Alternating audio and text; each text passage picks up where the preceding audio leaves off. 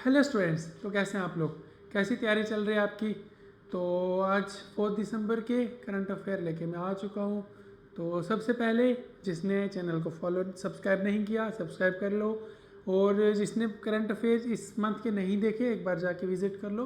First second third दिसंबर के डल चुके हैं। आज 4 दिसंबर के करंट अफेयर आपके लिए मैं लेके आया हूँ। और बहुत इंपॉर्टेंट करंट अफेयर्स हैं, बहुत ही एक कुछ डायनामिक्स नहीं है इसमें, बहुत ही एक मॉडरेट टाइप के करंट अफेयर्स हैं जो आपके एग्ज़ाम पॉइंट ऑफ व्यू से बहुत बेहतरीन है। ठीक है, तो शुरू करते हैं। आज की हम डेट लिख देते हैं यहाँ पे,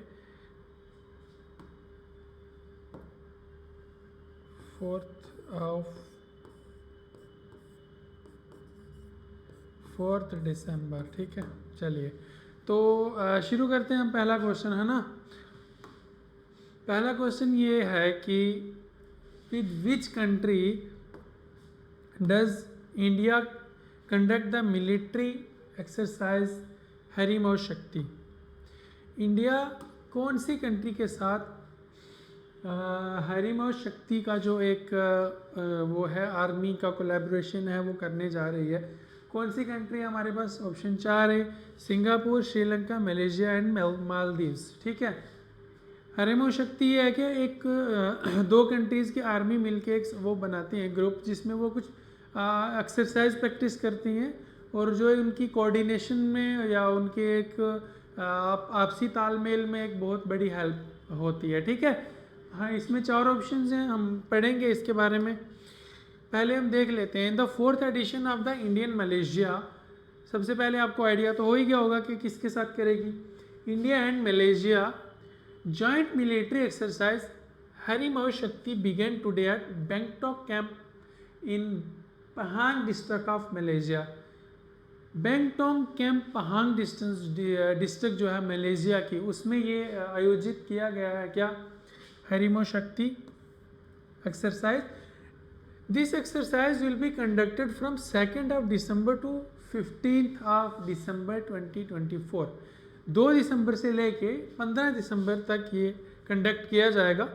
इन this the Indian contingent is being represented by battalion of Mahar regiment. मतलब इंडियन आर्मी जो है वो अपनी बटालियन को किस नाम से जो है रिप्रेजेंट कर रही है? महर रेजिमेंट। ये क्वेश्चन आपके पास आ सकता है कि मलेशिया और इंडिया की जो एक्सरसाइज हुई थी उसमें हरिमौर शक्ति एक्सरसाइज जो हुई थी उसमें इंडिया ने अपनी बटालियन को क्या नाम दिया था? ठीक है, तो इसमें आप ये बता सकते हो कि महर रेजिमेंट जो है अपनी बटालियन का नाम था। ठीक है, इसमें हमारे पास करेक्ट आंसर आता है मलेशिया। चलो, अगर हमने इतना डिस्कस कर लिया तो हम ये भी डिस्कस कर ही लेते हैं। चलिए, मुझे कमेंट सेक्शन में जब तक मैं आंसर लिखता तब तक आप ये लिख के बताइए कि सिंगापुर की कैपिटल क्या है?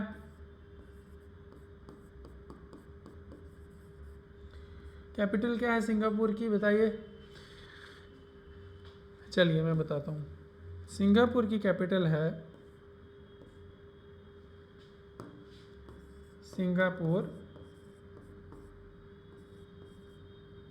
सही, सॉरी, एक मिनट।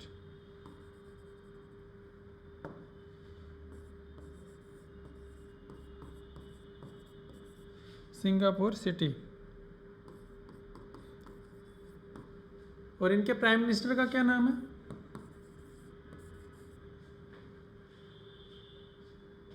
बोलिए, लिखिए। Lawrence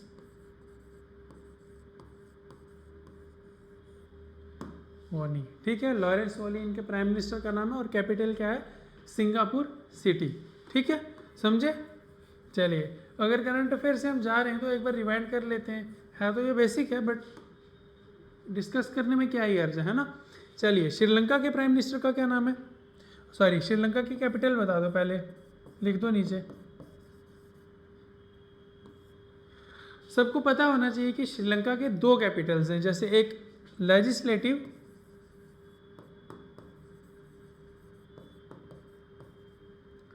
and executive. ठीक है,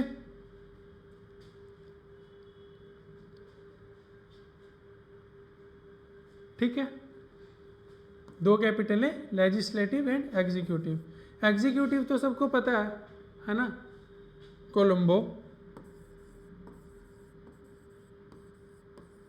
सही दिख रहा है, कोलंबो।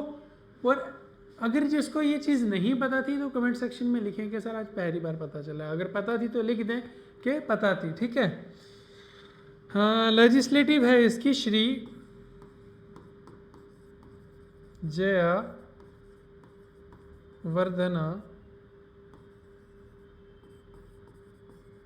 कोटे।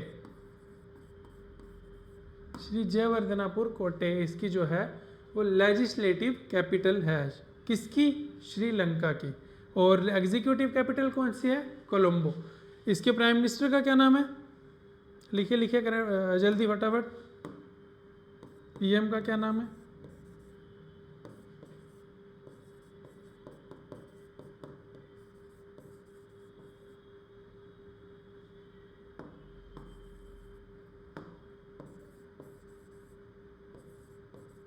अमरा सूर्या, हरिनी अमरा सूर्या। इसके प्राइम मिनिस्टर का नाम है। कैपिटल लेजिस्लेटिव श्री जयवर्धनापुर कोटे एंड एग्जीक्यूटिव कोलंबो। ठीक है, सबको समझ आ गया? इसका करेक्ट आंसर क्या है इसका कि कौन सी कंट्री में होने जा रहा है? आर्यमय शक्ति मलेशिया में। ठीक है, ये श्रीलंका का हो गया। ठीक है, चलिए अभी हम देखते हैं मलेशिया के बारे में, जिसमें होने जा रहा है उसके बारे में पढ़ते हैं थोड़ा। चलिए कमेंट सेक्शन में लिख के बताइए कैपिटल कौन सा है मलेशिया का। बहुत इजी है भाई,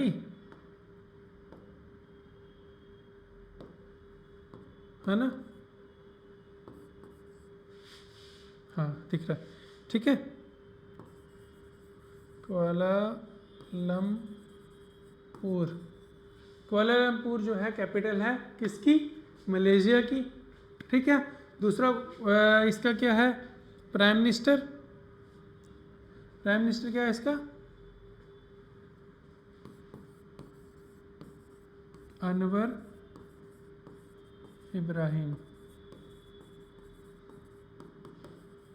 अनवर इब्राहिम जो है वो प्राइम मिनिस्टर है मलेशिया के। ठीक है, ओके, अंडरस्टूड। चलिए अगला देखते हैं। फिर अब देखते हैं मालदीव्स का। कमेंट सेक्शन में बताइए जल्दी फटाफट मालदीव्स का।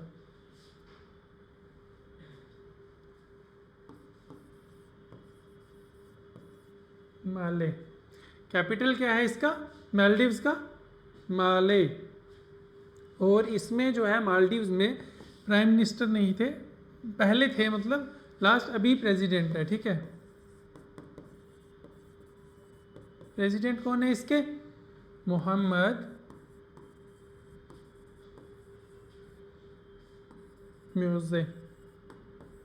म्यूज़ू। मोहम्मद म्यूज़ू जो हैं वो इसके, ये यू है इसमें अगर दिख नहीं रहा, MUIZZU, इसके जो हैं प्रेसिडेंट है। ठीक है, समझे? समझ आ गई? जिसको नहीं पता था वो एक बार रिपीट कर ले, याद कर ले। ठीक है, चलिए अगला क्वेश्चन देखते हैं हम। अगला क्वेश्चन है हमारा, ये तो हमने पढ़ लिया ना। अगला क्वेश्चन देखते हैं। Who has taken over the youngest president of ICC। ICC का जो यंगेस्ट प्रेसिडेंट बना है अभी हाल ही में, वो कौन है? ICC मतलब इंटरनेशनल क्रिकेट काउंसिल। ठीक है, Saurav Ganguly, Jay Shah, grep chapel and रोगर बिनी। ठीक है, इसमें एक बार रिपोर्ट देख लेते हैं, पता चल जाएगा आपको। ये हैं जी हमारे यंगेस्ट प्रेसिडेंट जो ICC के बने हैं। Jay Shah officially took charge as the chairman of the International Cricket Council ICC on December 1st, marking a new chapter in global cricket governance. मतलब कि इससे पहले इतने यंग एज में कोई भी ICC का चेयरमैन नहीं बना। He has been the new president of ICC replacing Greg Barclay, and ICC chief aims to promote cricket through LA 28 Olympics and women sports. ठीक है, क्रिकेट को प्रमोट करने की बात की गई है। ठीक है, इस क्वेश्चन का आंसर जो है आपको पता चल ही गया है, कौन है? Jay Shah. Jay Shah taken over the youngest president of ICC। ठीक है, समझे? कोई डाउट कुछ भी है तो पूछ के कमेंट सेक्शन में लिख दीजिए अगर कुछ भी डाउट है तो। ठीक है, चलिए next question. Who has been nominated by newly elected US President Donald Trump as FBI Director?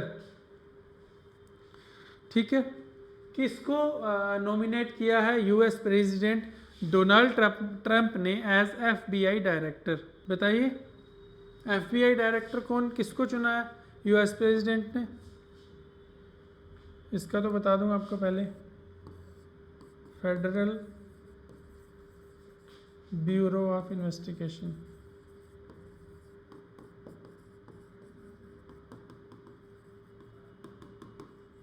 ठीक है, फेडरल ब्यूरो ऑफ इन्वेस्टिगेशन किसको चुना है उसका डायरेक्टर यूएस प्रेसिडेंट ने?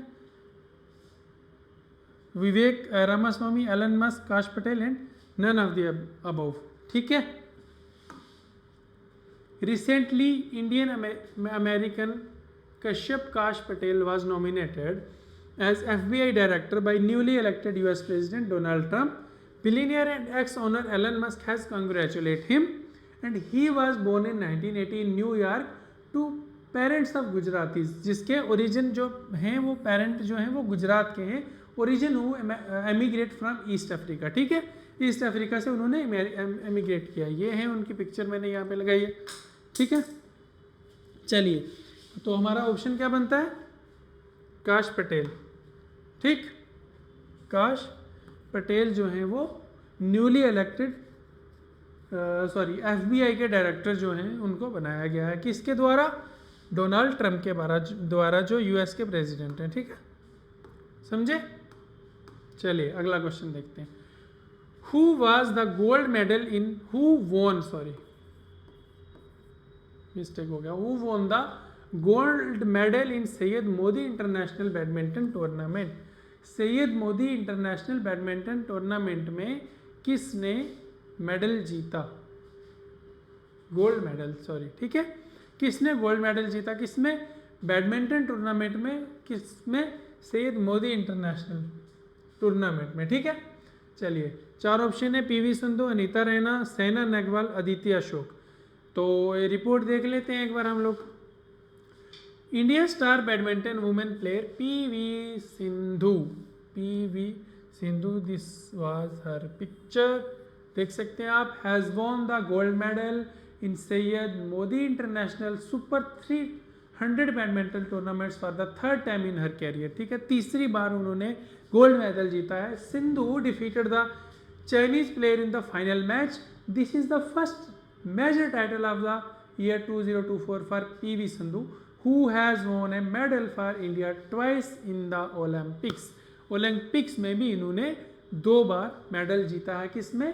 बैडमिंटन में। तो जो करेक्ट आंसर इसका क्या बनता है? PV सिंधु। ये सारे क्वेश्चंस ना आपको आपके एग्जाम्स में पूछे जा सकते हैं, तो अच्छे से पढ़ लेना, अच्छे से ध्यान से पढ़ लेना। ठीक, चलिए अगला क्वेश्चन देखें। चलिए पढ़ लिया, हो गया? ठीक है, चलिए भाई अगला क्वेश्चन देखते हैं। When in the National Pollution Control when is the National Pollution Control Day celebrated every year? National pollution control day किस दिन मनाया जाता है? कमेंट सेक्शन में लिखें, बहुत इजी क्वेश्चन है। National pollution control day is celebrated on 2nd of December in India. This day is organized in the honor of victims of the 1984 में जो भोपाल गैस ट्रेजिडी हुई थी उसको लेके ये 2nd of December को पोल्यूशन कंट्रोल डे मनाया जाता है। ठीक है, the day raises awareness about serious effects of pollutions on earth and the environment, emphasizing the need of effective pollution control measures. कि हम लोगों को पोल्यूशन को कैसे कंट्रोल करना चाहिए। जगह जगह कैंपेन्स होते हैं इस दिन और पोल्यूशन कंट्रोल के बारे में बताया जाता है स्कूल्स में, कॉलेजेस में, हर जगह। ठीक है, 2nd of December को। तो ये दिन जो है नेशनल पोल्यूशन कंट्रोल डे को मनाया जाता है। किस में? भोपाल गैस ट्रेजेडी की याद में। 2 दिसंबर इज द करेक्ट आंसर। ठीक है, चलिए अगला क्वेश्चन देखते हैं। आत्मनिर्भर क्लीन प्लांट प्रोग्राम CPP जिसको बोलते हैं is primarily related to which sector. ठीक है, किस सेक्टर में रिलेट करता है जी Aatmanirbhar Clean Plant programme?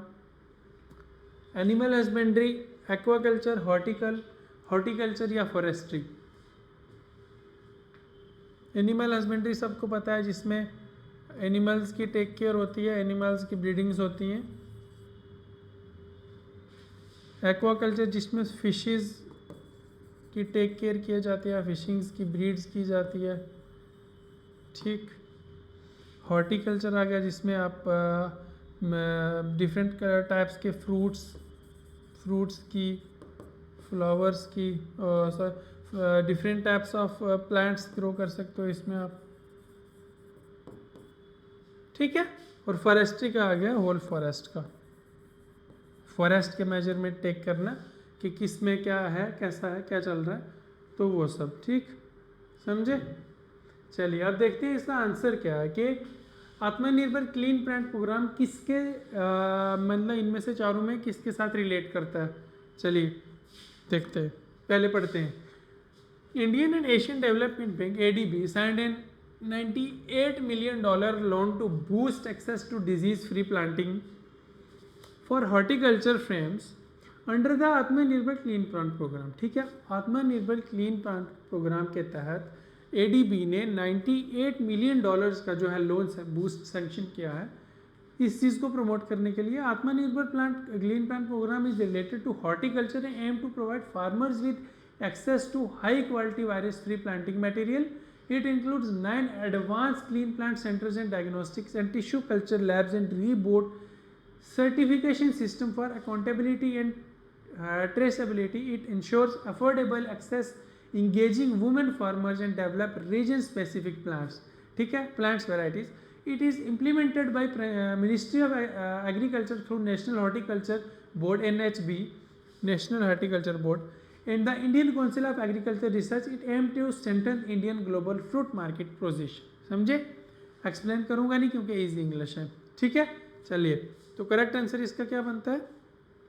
Horticulture. Okay students, हो गया ना? ठीक है, चलो आगे चलते हैं। What kind of disease is handy गोडा that was recently seen in news?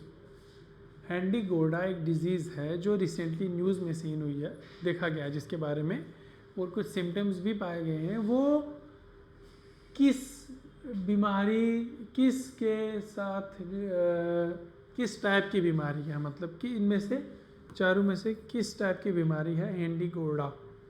ठीक, पढ़ लें आगे। ठीक है, पढ़ लेते। Karnataka Health Minister Dinesh Gundu Rao has directed officials to study Handy Goda disease significantly. Handy Goda disease is a rare osteoarthritic disorder, bone and joint disease, and found in Shimoga and Chikmagalur district. ये वाला याद रखना सबसे पहले, कहाँ? Chikmagalur and Shimoga, ये 2 districts हैं जहाँ पे इसमें सिम्टम्स पाए गए। It is an inherited degenerative bone and joint disease first noticed in Hendigoda village. पहले कहाँ पे नोटिस हुआ? Hendigoda village. Symptoms include severe, joint and hip pain, deformation, dwarfism and difficulty walking. ठीक है, जॉइंट पेन और जिसमें joint pain, इसमें सबसे पहले सिम्टम क्या है? जॉइंट पेन और वॉकिंग, चलने में बहुत मुश्किल है। The disease begins in the pre adolescence and can severe affect mobility. Over 1000 people have died from the disease since its discovery in 1975. It is similar to Messalini joint disease in South Africa. ठीक है, समझे? South Africa में एक मेसलेनी joint disease है, उसके similar है ये बिल्कुल। इसका नाम है क्या है? हैंडी गोडा। तो इससे हमें पता चलता है कि जो ये है वो बोन एंड जॉइंट डिजीज़ ठीक, तो अपना ख्याल रखें अच्छे से। कोई भी गंदा पानी या किसी भी गंदी चीज़ के साथ हाथ वाथ लगाने से पहले 10 बार सोच लें, ठीक। कार्डियोवैस्कुलर डिजीज़ क्या है कि ये हार्ट डिजीज़ के रिगार्डिंग है, ठीक। रेयर डिजीज़ जो है वो कुछ ऐसे हैं जो मिलियंस ऑफ पीपल्स में किसी एक को होते हैं, ठीक। रेस्पिरेटरी डिजीज़ है जो सांस लेने में दिक्कत है, और बोन्स एंड जॉइंट्स तो आपको पता है हड्डियों और जोड़ों में जो दिक्कत होती है, ठीक है। चलिए, ये डिजीज़ जो है हैंडी घोड़ा वो किस में है? Bones and joint disease. Understood. चलिए अगला चले। Okay, where is the World Maritime Technology Conference WMTC 2024 from December 4 to 6 began being held? बताइए। वर्ल्ड मैरीटाइम टेक्नोलॉजी कॉन्फ्रेंस, जिसको WMTC बोलते हैं, अगर कभी क्वेश्चन में पूछ लिया जाए कि WMTC क्या है, तो आपको समझ लेना है कि World Maritime Technology Conference 2024 from December 4 to 6 2024 began being held, ठीक है। कहाँ पे हेल्ड हो रही है जी? मुंबई, न्यू दिल्ली, चेन्नई, कोलकाता, ठीक है।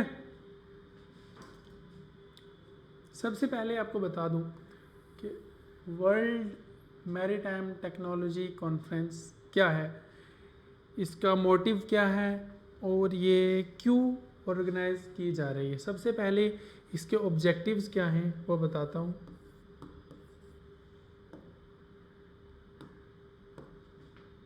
ठीक है स्टूडेंट्स, ऑब्जेक्टिव देखते हैं इसके। क्लाइमेट चेंज के बारे में बात करने के लिए, ये दिख रहा है क्या? दिख नहीं रहा अच्छे से। क्लाइमेट चेंज के बारे में, सस्टेनेबिलिटी,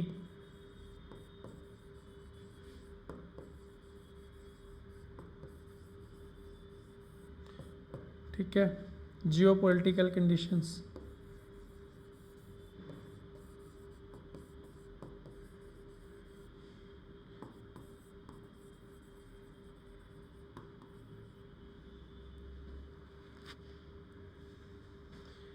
ठीक है। इन चीज़ों के बारे में बात करने के लिए ये कॉन्फ्रेंस का जो है मेन ऑब्जेक्टिव्स ये हैं, ठीक, समझे। ऑब्जेक्टिव्स इसके क्या क्या हैं ये अब इसके बात करते हैं कि इसके टोटल मेंबर्स कितने हैं। देखिए बच्चों, मेंबर्स इसके हैं 21, सही है, और इसमें कंट्रीज जो हैं वो 17 पार्टिसिपेट करती हैं, जिसमें industrial leaders,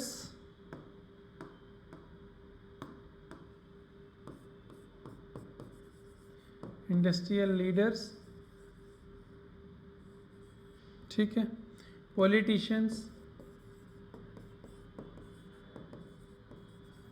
professionals and experts.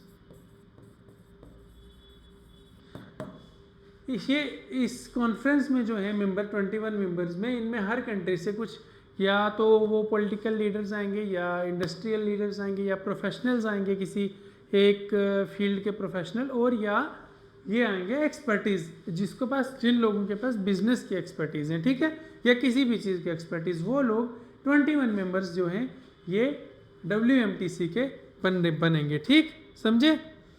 चलिए अब इसका आंसर चेक करते हैं। मोटिव समझ गया आपको, ऑब्जेक्टिव समझ आ गया, मेंबर समझ आ गया। अगर पता क्वेश्चन में पूछ भी लिया तो आप बता सकते हो कि क्या क्या है इसका सीन, ठीक। The World Maritime Technology Conference WMTC 2024 will be held December 4 to 6 at the Leela Palace, Chennai, India, organized by the Institute of Marine Engineers, ठीक है। और जो इसका करेक्ट आंसर है वो क्या है? इसका करेक्ट आंसर है चेन्नई में जो है वो वर्ल्ड मैरीटाइम टेक्नोलॉजी कॉन्फ्रेंस का ऑर्गेनाइजेशन हेल्ड हो रही है। कब? 4 से लेके 6 दिसंबर तक। ओके, चलिए आखिरी क्वेश्चन देखते हैं। Which organization launch the Pragati platform India. ठीक, सबसे पहले आपको एक चीज़ समझा दूँ, प्रगति प्लेटफॉर्म का उद्देश्य क्या है कि एक data management, digital data management,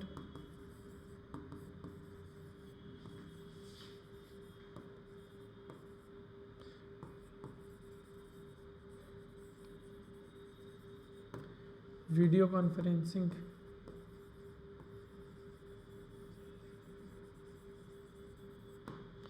ठीक है, वीडियो कॉन्फ्रेंसिंग, और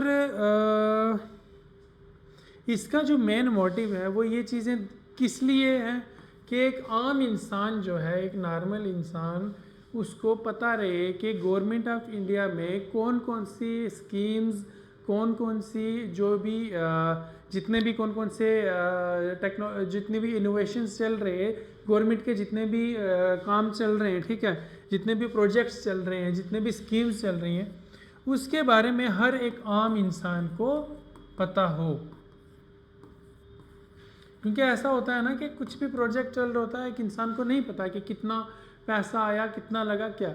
प्रगति में क्या है कि एक आम इंसान को भी अवेयर रखने का एक उद्देश्य है कि आम इंसान भी प्रगति के थ्रू अवेयर रहे कि कंट्री में चल क्या रहा है, किस कंट्री में, हमारी कंट्री में कौन से प्रोजेक्ट चल रहे हैं, क्या स्कीम्स चल रही हैं, कब चल रही हैं। ठीक, अब ये पूछा है which organization launch the Pragati platform in India.